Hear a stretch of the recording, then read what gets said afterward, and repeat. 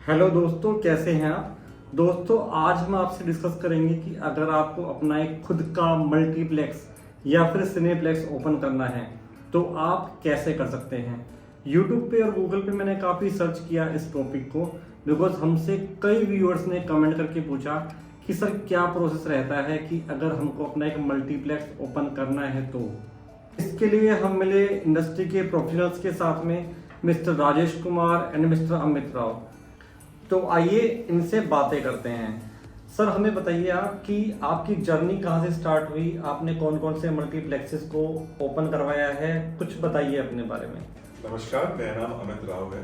मेरे पास लगभग 20 साल से ऊपर का सिनेमा इंडस्ट्री का एक्सपीरियंस है। नमस्कार, मेरा नाम राजेश कुमार है।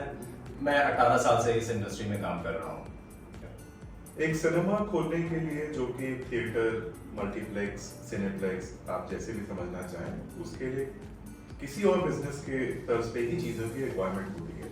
लाइसेंसेस से लेके, जगह से लेके, उसकी लोकेशन अच्छी होनी चाहिए। क्या उस बिजनेस के लिए वहाँ पे उस तादाद में पब्लिक है। हम यहाँ पे बात करें मास वाले बिजनेस की, यानी थिएटर्स। यहाँ पे लोग हजारों की संख्या में आते हैं, तो आपके पास उसी के मुताबिक जगह होनी चाहिए। अगर किसी ने डिसाइड कर रखा है कि आपको स्मार्ट थिएटर चाहिए, मिनी प्लेक्सेस चाहिए या मेगा मल्टीप्लेक्सेस चाहिए, तो जगह, उसकी रिक्वायरमेंट, उसकी लाइसेंसिंग, उसके स्टेट रेगुलेशंस, ये सारे उसी तर्ज पे आपको अटेंड करने होते हैं। तो इसके लिए बेसिकली हम लोग पहले एक फिजिबिलिटी स्टडी करते हैं। फिजिबिलिटी का मतलब ही यही है कि वहां पर कौन सा मॉडल सक्सेसफुल होगा। जैसे आपका मिनी थिएटर है या आपका बड़ा जो हमारे रेगुलर थिएटर्स होते हैं जिसमें 300-250 के आसपास की सीट्स होती हैं, तो कौन सा मॉडल वहां के हिसाब से फिट होगा, क्या क्लाइंटेल है।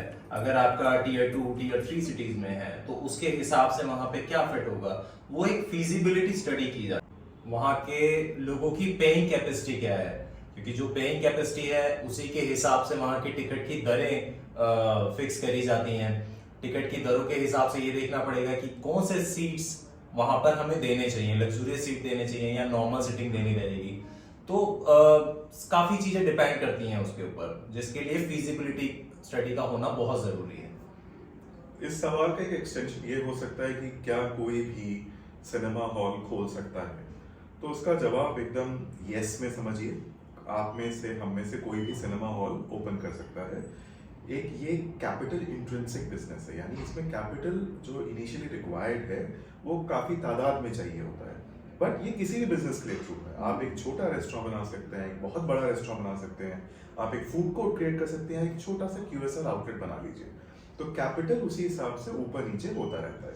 तो सर, मेरा अगला सवाल आपसे है कि अगर एक मल्टीप्लेक्स ओपन करना है किसी को, तो इसके लिए कितनी इन्वेस्टमेंट की जरूरत पड़ती है, कितना खर्चा आ जाता है टोटल। ये काफी हद तक डिपेंड करेगा कि किस टाइप का सिनेमा आप ओपन कर रहे हैं, फॉर्मेट क्या है उसका। जैसे कि स्मार्ट या मिनी प्लेक्सेस होते हैं जिनको आप आसानी से ये ऐसे समझ सकते हैं कि 100 सीटर का ऑडिटोरियम या उससे कम के ऑडिटोरियम को आप मिनी प्लेक्सेस में काम कर सकते हैं। कई ऐसे जगह है जहाँ पे कि सिंगल थिएटर ऑपरेट करते हैं स्मार्ट, कई हैं जहाँ पे कि 2 या 2 से ज़्यादा भी होते हैं, बट उनके साइज छोटे होते हैं। और एरिया रिक्वायरमेंट पर सीट या पर ऑडिटोरियम लगभग 100 सीटर के लिए आप 3500 स्क्वायर फीट एक कंफर्टेबल साइज होता है, जिसमें कि आपके सारे एमिनिटीज, फैसिलिटीज एंड मूवमेंट को प्लान किया जा सकता है। मेरा नेक्स्ट प्रश्न आपसे है कि अगर किसी को मल्टीप्लेक्स ओपन करना है अपना खुद का, तो क्या उसको फ्रेंचाइजी लेनी चाहिए या वो खुद से भी ओपन कर सकता है इसको बिना फ्रेंचाइजी लिए। और अगर वो खुद से करता है ओपन बिना फ्रेंचाइजी लिए, तो उसको क्या क्या डिफिकल्टीज आ सकती हैं। लार्जली इसमें 3 मॉडल्स चलते हैं, जिसमें कि एक तो है सेल्फ ऑपरेटेड मॉडल, जिसमें आप खुद बनाएंगे, खुद ही उसको चलाएंगे।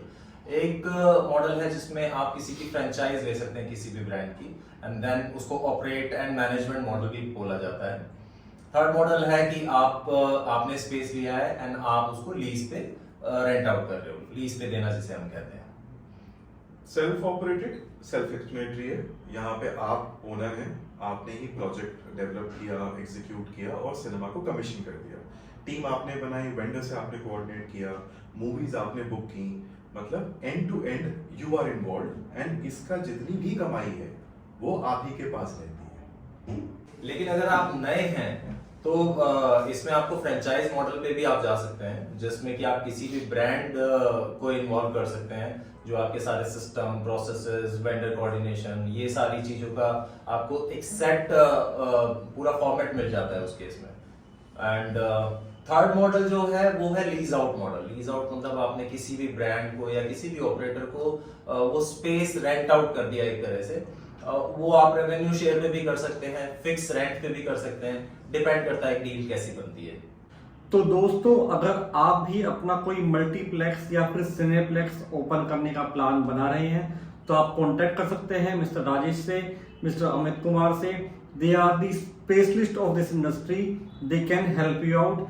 कॉन्टैक्ट नंबर इनके हमने आपको इस वीडियो में दिए हुए हैं। बहुत बहुत धन्यवाद।